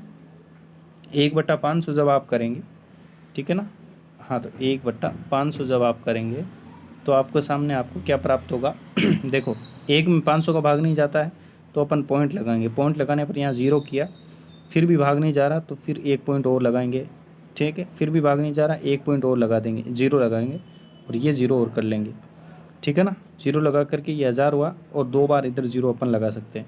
तो 500 का 1000 में भाग कितनी बार जाएगा? 2 बार चला जाएगा, तो 2 यहाँ पे अपन कर सकते हैं। तो इसका राइट आंसर क्या हो जाएगा भाई? 0.002 सेकंड, हाँ, 0.002 सेकंड की जो है आवर्तकाल का है इसमें, ये आंसर आपका रहेगा। तो इस प्रकार से हमने क्या किया है, यहाँ पर अपना जो चैप्टर है पूरा कंप्लीट कर लिया है। तो वीडियो आपको वास्तव में अच्छा लगा है तो चैनल को आप सब्सक्राइब ज़रूर करें, और वीडियो में अंत तक बने रहने के लिए आप सभी का बहुत बहुत धन्यवाद प्यारे साथ।